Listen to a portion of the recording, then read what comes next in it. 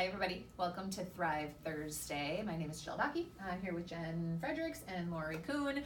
Jen wrote an article for us this week called Thank Goodness for That Pork Chop, right? I'm sure you can tell exactly where she's going to go with that message. So for those of you that didn't get a chance to read it, and because that is sort of an interesting title for us to play with, Jen, would you give us a little synopsis of why you're so thankful for pork chops today? Yes, I am very thankful for pork chops because the pork chop was the trigger that allowed an emotional release to be healed and dealt with for my young daughter. And so it all started, I think it was last week, we were having a dinner that she requested. That is not really my favorite, pork chops, but I went ahead and did it anyway, and at some point, everything just fell apart. And we have not experienced that in our house that much in the last year and a half, 2 years, because of the way that my family is now kind of approaching difficult situations and the tools that I have learned and been able to share and use to keep myself present and in the moment, so that pork chops don't usually cause that much of a problem. But that night they did. Mm-hmm. Yeah. And it basically was that I want pork chops. I don't want that pork chop. That's a thin cut pork chop, not a thick cut pork chop. I only like the thin cut pork chops. And there's no way that only one of those is going to fill me up. It's just it just escalated. And as it started escalating and I wasn't understanding why it was escalating and where this was coming from, I started to escalate in my thoughts and emotions around it. And then all of a sudden remembered, wait a minute. This isn't about the damn pork chop. So took some time to let her work through her feeling around the pork chop, which was anger, and realized that anger was the easiest emotion for her to access at that time in order to get to what was really feeding it underneath.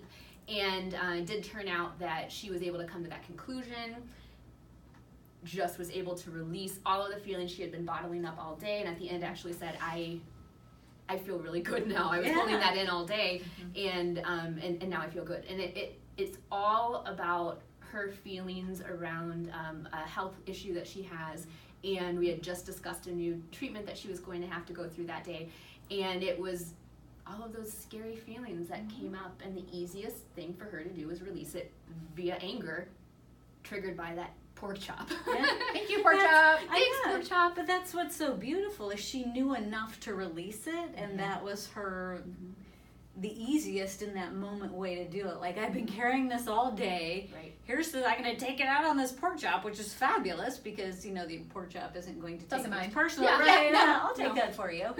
But so she found that channel to release what she had been experiencing all day. Yeah, there really is such a brilliance to her strategy and such a gift in your ability to say, wait, not about a pork chop. Yeah, right. And when we begin to build tools within ourselves, we get to that wait a whole lot sooner. And we begin to have really good questions around the curiosity. Right. Where's the frustration in this? Where is she not feeling powerful? Where is this misallocated energy coming from? And when you get curious about it, then you deal with it so much differently. Then you're instantly able to go into compassion.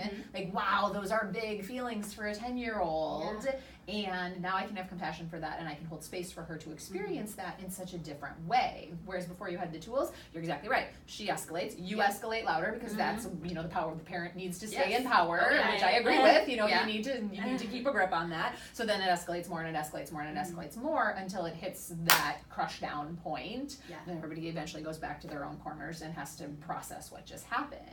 And so your presence in the ability to not escalate it and to come at it from a different angle instead just completely shifts the entire dynamic around it. It did, and I want to share with the folks that are watching that I wasn't able to shut the escalation down right away. Because I was going back to my pattern of 2 years ago of what those evenings were like when these food problems came up. And I went there, and then thankfully I was able to have compassion for her and compassion for myself at the same time, saying, oh wait, I do know how to do this differently. It's okay that I didn't do it differently right away because intentional growth requires deliberate practice.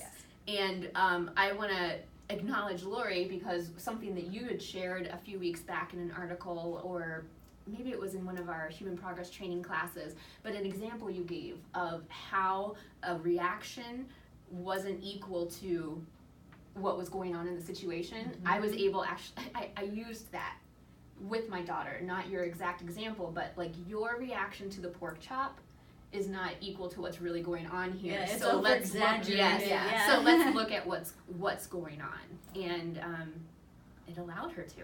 Yeah. So thank you. Cool. You're welcome. What about you, Lori? What, as you read through the article, what made sense for you, or what did you really glean out of the bigger picture of the story? Well, one of the things that I was picking up is, especially with kids, it's sometimes hard for them to articulate what they're feeling. So it's easier, like I was saying, how beautiful that she knew to take it out on the pork chop. Yeah. Because they don't always know. They're carrying it around. They know they feel icky. They know something's bothering them, but they can't quite get to it. So to have a parent who can hone you back in on that. So when I flip out about the pork chop, I'm really thinking it's the pork chop. Right. But fortunately, I have this parent that can say, wait, no, it's not about the pork chop. Let's look at what it really is. And I know I've done this with my kids. It really helps them get to the underlying why they're not feeling good and why they want to lash out. Which they can't always do on their own, especially when they're young. And I would also suggest that it's not just kids. I mean, I have that going on right now. I'm processing something, I can't figure it out, I don't know where to go with it, and, you know, I don't have a parent at home that's, you know, pointing me in some other direction. And so it's not just kids. We don't always have the ability to figure out what's going on in live time, and to be able to take the time to process through it, and the resources that we need. I mean, we need each other. We need a second person often to help us look at things and figure out why we're feeling whatever we're feeling. So yeah, kids do it. And if you're watching this and you're like, well, yeah, my kids are doing it, but I don't even know what the heck you're talking about right now, because I feel things and I don't know what to do with them, and I don't know what I'm feeling. And the really, for me, the really important message in that is, you know, taking that time to learn about your own stuff, because your kids do need and want for you to hold that space and be able to get at that place of compassion.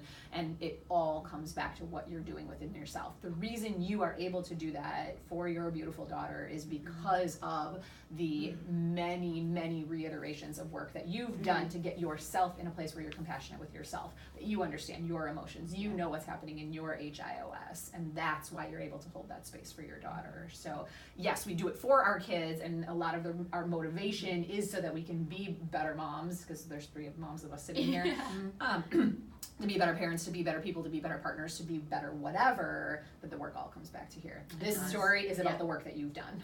And I credit that completely to having Thrive help me focus on what was important to me and how to do it my way, and the way that we do it here, and it's amazing.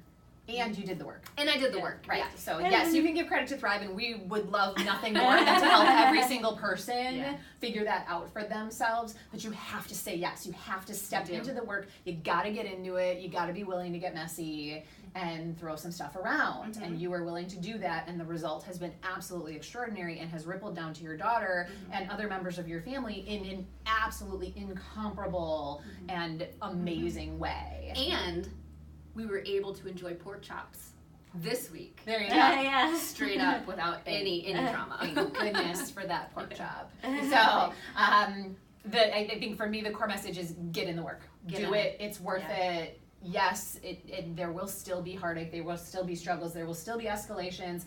And having those tools in your box is absolutely invaluable. And there's only way to get those tools in your box is to get in and do the work and build the tools. So that's what I heard from what you did. You've done the work, and now you get to use those skills to make your life better. And from a more practical standpoint, I mean, like you had said, as adults, you don't always know what you're processing all day. And one of the things that I like to do is, if I find myself feeling tired or not having a lot of energy at the end of the day, saying, what have I been processing all day? And so like your daughter, she had been processing that all day before she exploded. So when that explosion happens, what have I been processing all day? Right. What has been at the forefront of my mind, or what have I been ruminating over for a majority of the time? Awesome. Closing thoughts, Jen. Take away, what do you want people to walk away from today knowing? I love what you said. Do the work, and if you'd like a place to do the work that's incredibly supportive and effective, come check us out. Lori, closing thoughts? No, I thought the article was fabulous. It was very relevant for what me and I'm experiencing, and I'm sure our listeners will find relevance from it too. Awesome. You can go to thrivehdc.com and see what's coming up. We've got a human progress training, which is our base level skills. Learn about what's happening in your body, in your systems, in your emotions. Start getting some of those tools figured out. And then we also have human influencer training, which is the next level for people who have started that work and now want to understand how that influence translates into helping the people around them. So check it out, Thrive HDC. We've got classes starting soon. Until then, comment, share with us, reach out, get involved. We would love to have you as part of the conversation. So until then, we'll talk to you next week. Bye. Bye. Bye.